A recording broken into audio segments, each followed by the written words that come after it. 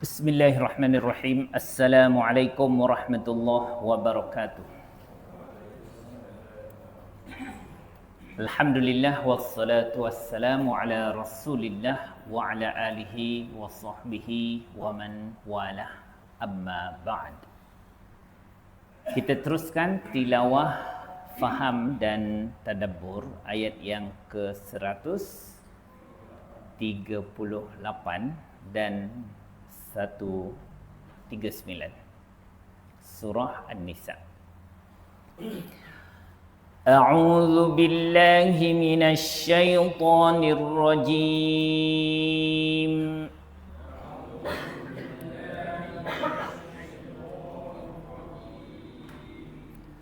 Basyiril munafiqina bi anna lahum 'adzaban alima.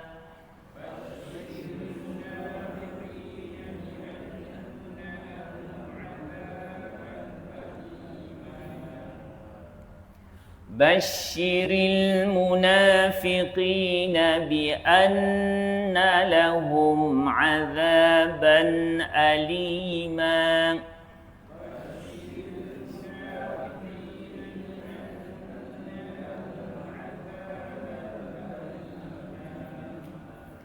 الذين يتخذون الكافرين أولياء من دون المؤمنين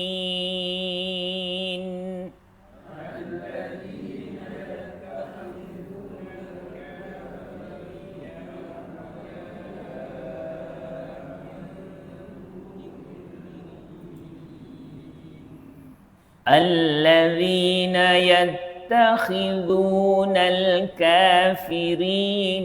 أولياء من دون المؤمنين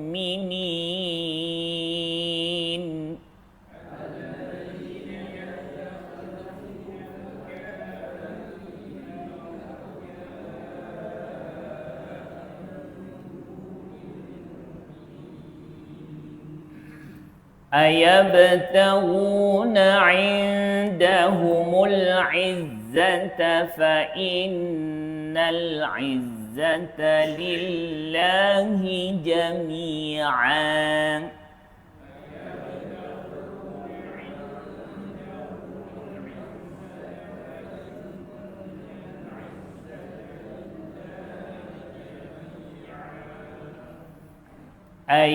أيبتغون عندهم العزة فإن العزة لله جميعا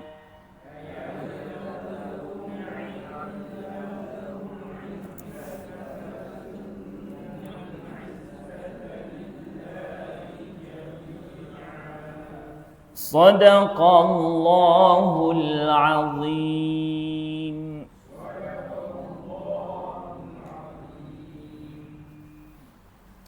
Basyir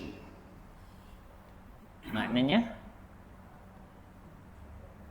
sampaikanlah khabar. Khabar apa? Khabar gembira. Basyir itu dia perintah, fi'il amar. Dia mati sebenarnya ra tu. Ni kalau kita belajar bahasa Arab, ra tu mati sebab fi'il amar kalau dhamirnya anta dia mesti basyir. Basyara yubasyiru basyir. Tetapi apabila bertemunya dua huruf yang berbaris mati, al-munafiqin, maka huruf mati yang pertama itu dibariskan demi untuk menyambung dua huruf yang mati. Kalau tak, cara baca ialah basyir al-munafiqin. Tapi bila disambungkan maka didatangkan baris. Maka basyiri ri itu dia baris itu mendatang. Berilah berita gembira Kepada siapa? Al-munafiqin. Kepada orang-orang munafik. Maka ini adalah bahasa sindiran. Sindir daripada Allah Subhanahu wa taala. Berita sepatutnya berita buruk. Tapi Allah kata bagi khabar gembira kepada orang munafik.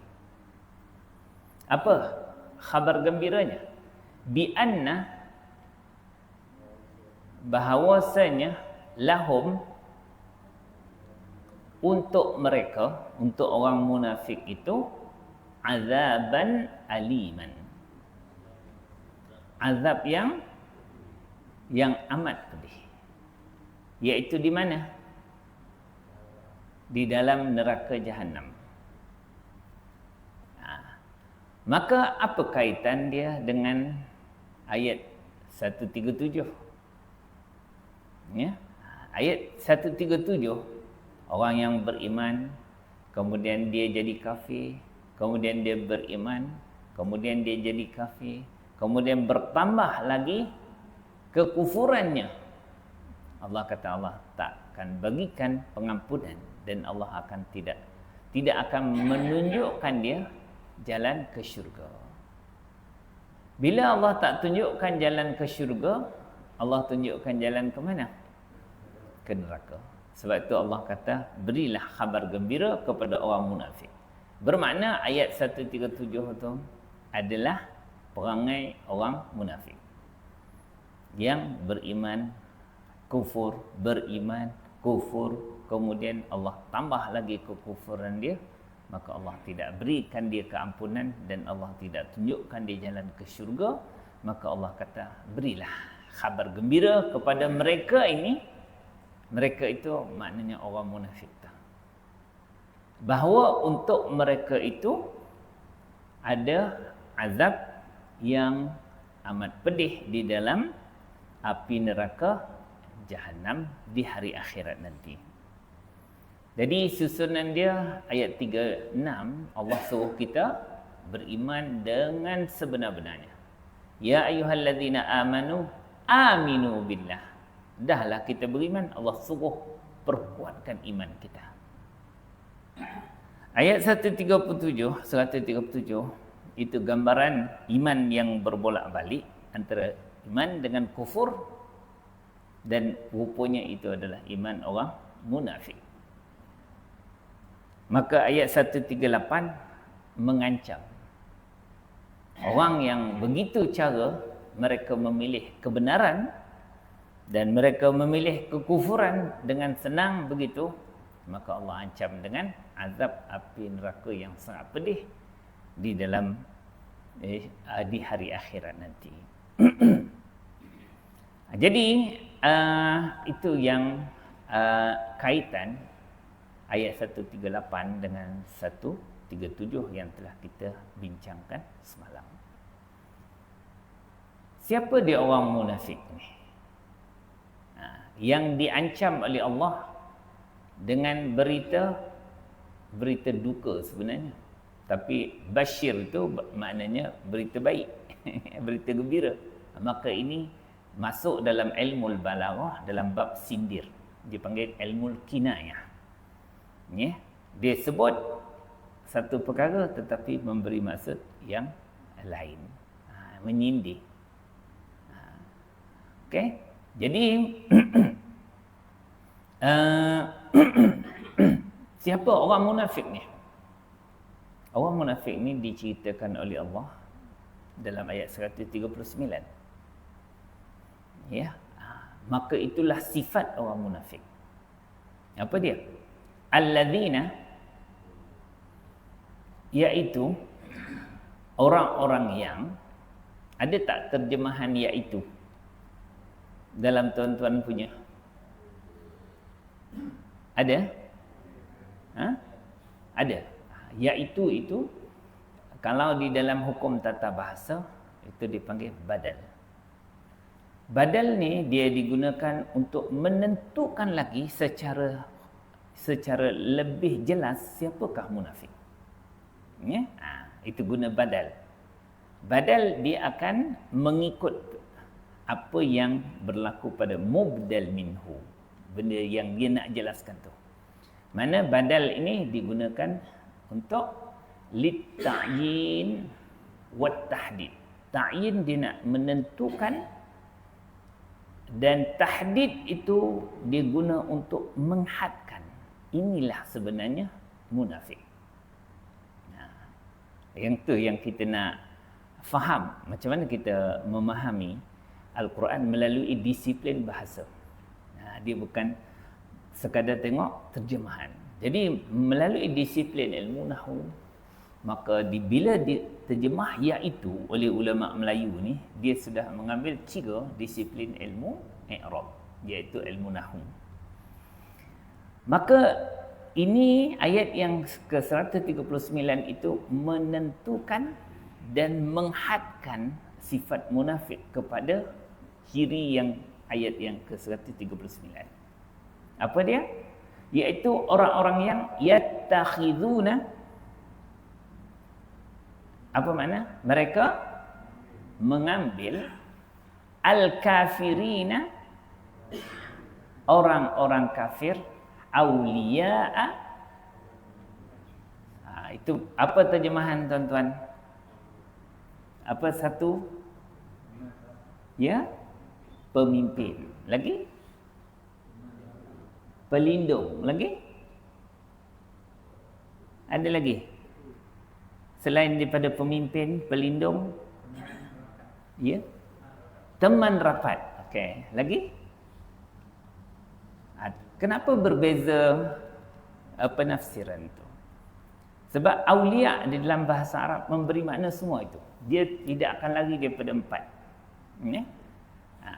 Sama ada awliya itu maksudnya pemimpin, ataupun yang kedua penolong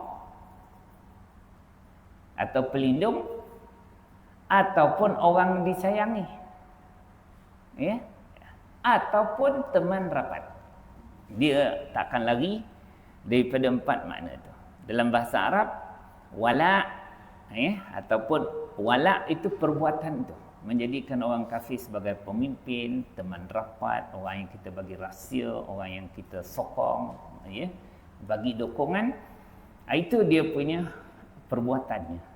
Orangnya disebut wali ataupun awliya. Menjadikan mereka itu sebagai pemimpin kita, orang kepercayaan kita, teman rapat kita, orang yang akan memberi perlindungan kepada kita, orang yang kita dokong dan kita bagi sokongan kepada mereka. Jadi makna kena bila kita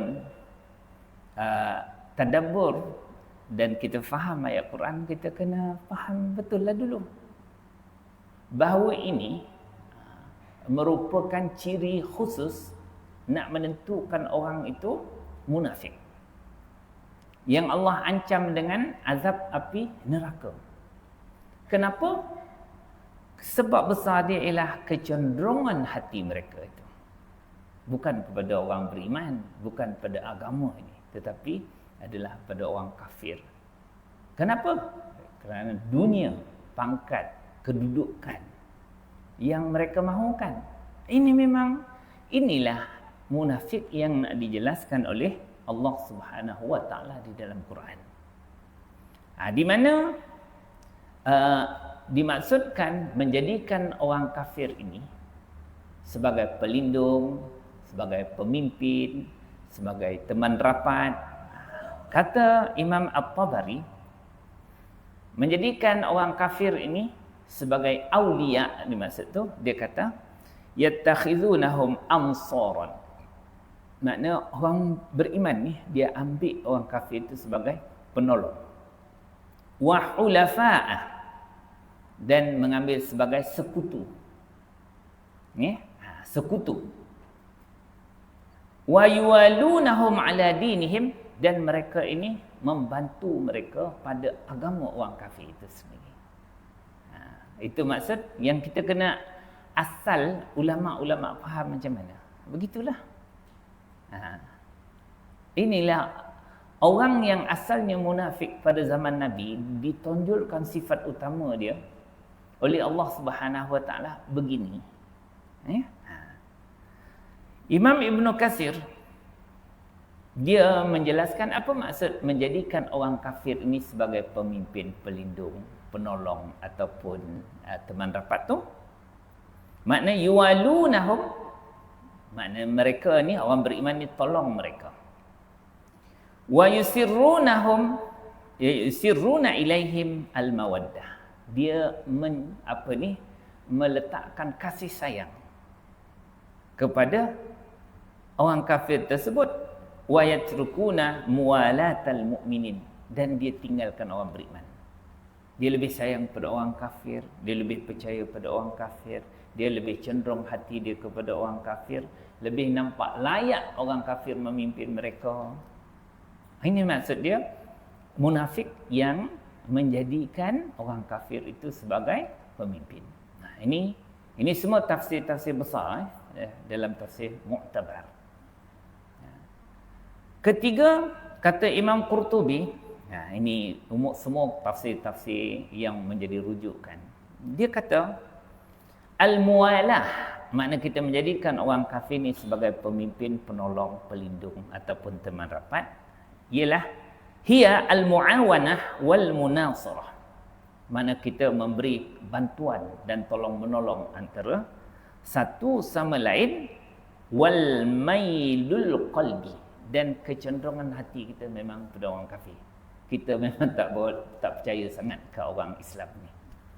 Kita lebih percaya untuk memberikan kepimpinan, untuk bantuan, kita lebih percaya kepada pegangan-pegangan mereka lebih daripada Islam itu sendiri. Itu kata Imam Qurtubi. Kata Imam Ar-Razi dalam kitab Mafatihul Ghaib, dia kata al-muradu bil muwalah, yang dimaksudkan dengan kita menjadikan orang kafir ini sebagai pelindung, pemimpin, teman rapat, maksud dia ar-ridha bidinihim, kita redha dengan agama mereka. Maka ini masuk dalam pluralism agama. Baik-baik Yang ini boleh sesat. Mana kita pun redha, makna kita setujulah. Sebenarnya betul juga Buddha tu, Hindu, kita nak gaduh apa? Kristian tu sama juga, dia ada kitab. Yahudi tu dia ada kitab Taurat Nabi Musa. Dia tak tahu benda-benda tu dah terseleweng jauh daripada kebenaran. Makna kita redha, maknanya puas hatilah, tak ada isu sebenarnya. Kita sepatutnya boleh terima agama mereka. Itu kata Imam Ar-Razi, itu memberikan orang kafir itu wala, kepimpinan, kepercayaan kepada mereka. Wa taqwiyatu syaukatihim, kata Imam Ar-Razi, termasuk juga menjadikan orang kafir ni sebagai pelindung, penolong tadi, iaitu memperkuatkan kuasa orang kafir itu. Makna kita memberi dokongan, kita beri bantuan, kita buka jalan untuk orang kafir berkuasa alal mu'minin, ke atas orang beriman. Maka ini antara dikatakan 4 tafsir yang terbesar yang tak lari penjelasannya apakah makna orang beriman itu menjadikan orang kafir itu sebagai aulia. Sebab itu kita akan melihat pelbagai makna, tetapi dia tidak lari daripada 4 makna. Sama ada dia memberi maksud pemimpin, memberi makna orang yang kita kasih sayang lebih daripada orang beriman, sama ada maksud pelindung, teman rapat, itu dia tidak akan lari. Sebab itu semua merujuk kepada semua tafsir-tafsir besar. Jadi tuan-tuan dan puan-puan, itulah yang didefinisikan oleh ulama supaya kita tidak terperangkap di dalam sifat-sifat utama orang munafik ini. Saya membaca satu kajian tentang sifat-sifat munafik di dalam Quran ini. Ada beberapa sifat paling besar orang munafik ini yang sangat ditonjolkan oleh Allah di dalam Quran, yang pertama ialah nampak dia itu beriman, ya, tetapi munafik ni yang diceritakan oleh Allah di dalam surah Al-Baqarah itu, fi qulubihim marad. Dalam hati mereka itu ada penyakit. Penyakit itu adalah penyakit apa? Kata ulama, asyak wan nifaq. Penyakit ragu. Dia tak berapa nak percaya pada agama ni. Sebab tu dia boleh ambil kepercayaan daripada orang kafir. Yang kedua, sifat nifaq, iaitu sifat bermuka-muka. Yang ketiga, al-juhud, iaitu sifat ingkar. Yang keempat, at-takzib, dia mendustakan agama, dia tak percaya.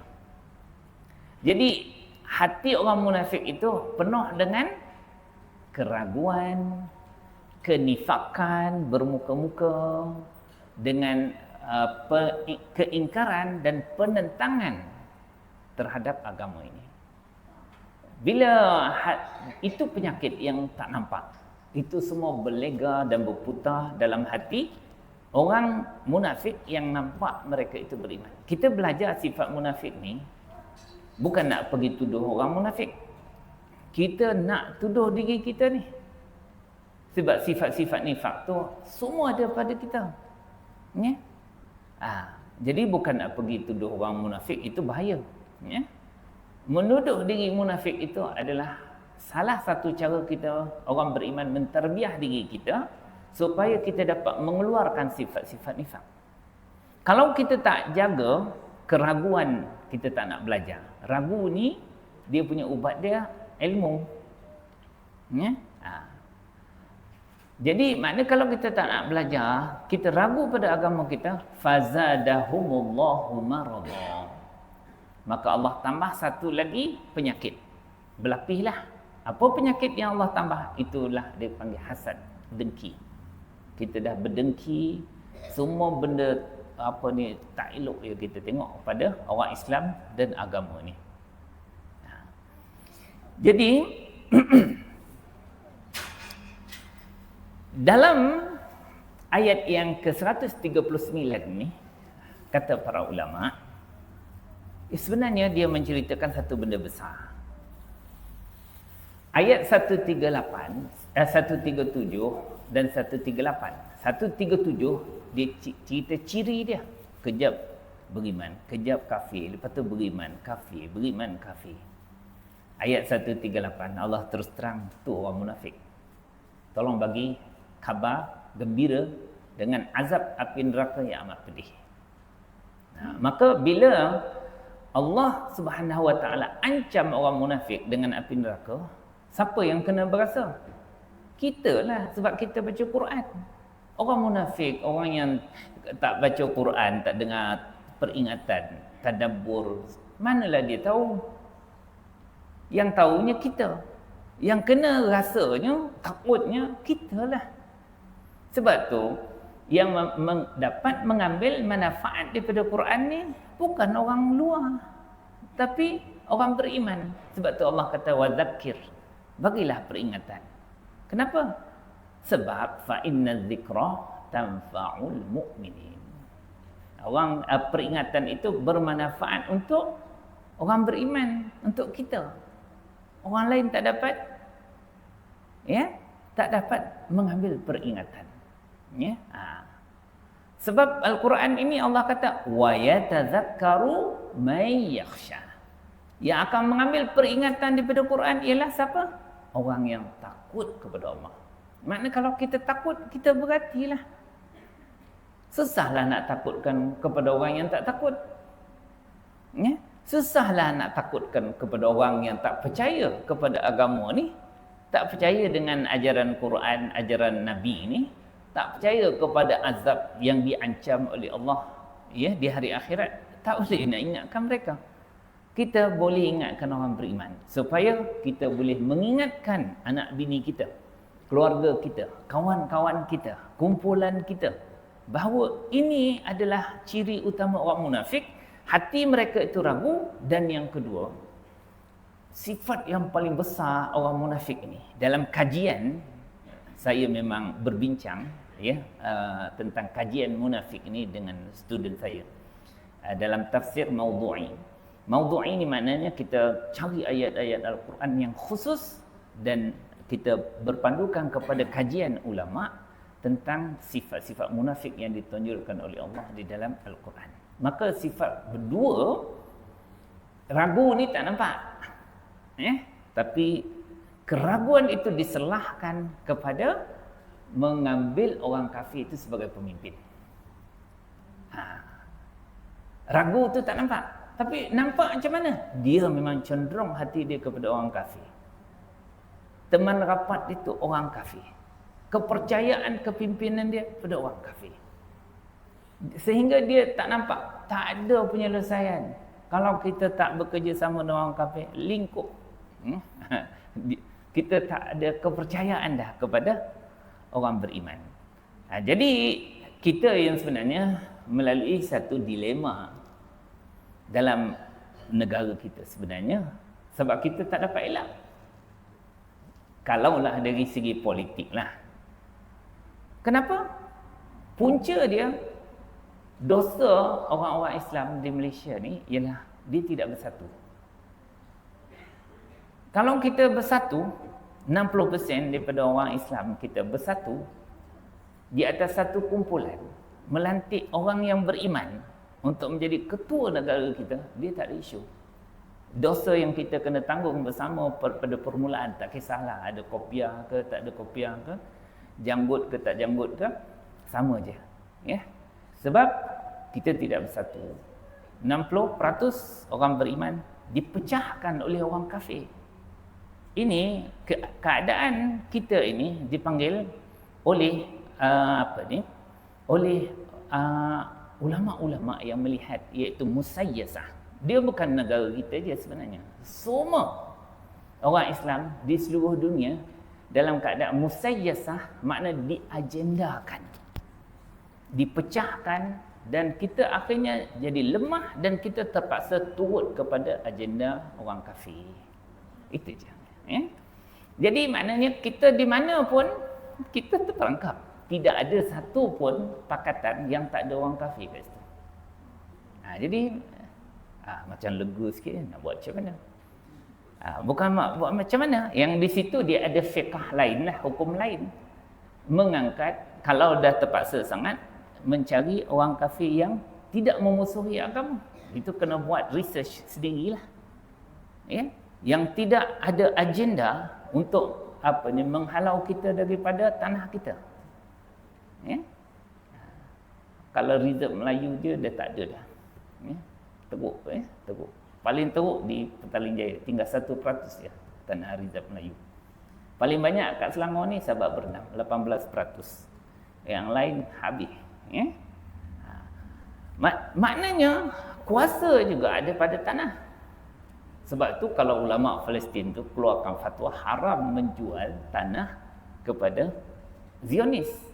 Jadi sepatutnya kita pun haram menjual tanah kita orang Islam ni kepada orang kafir. Jadi tuan-tuan dan puan, ini kita bagi Al-Quran ni memberikan, inilah asas sepatutnya menjadi pegangan kita. Adapun yang berlaku sekarang kita tidak boleh redha. Sebab itu usaha untuk kesatuan orang Islam ini mesti berjalan. Mesti ada usaha dan kita mesti sokong. Kita tidak redha dengan perpecahan yang ada pada kita. Sebab kita akan terpaksa mengangkat dan memilih juga sebahagian daripada pilihan-pilihan kita untuk mengangkat orang kafir. Okey, kembali kita kepada ayat kita, tuan-tuan dan puan-puan. Jadi ayat yang ke-139 ni, kata ulama, itulah punca yang ciri menonjol orang munafik itu datang. Di mana punca dia? Apa sebab dia? Sebab hati mereka sudah cenderung kepada orang kafir. Bila cenderung, maka kita angkat dia sebagai kepimpinan kita, orang kepercayaan kita, teman rapat kita, pemegang rahsia negara kita, semua benda. Kajian menunjukkan sekiranya ada beberapa perkara ni. Kita orang Islam pegang semua pusat kuasa. Tapi kita tak apalah, kita orang Islam kuat.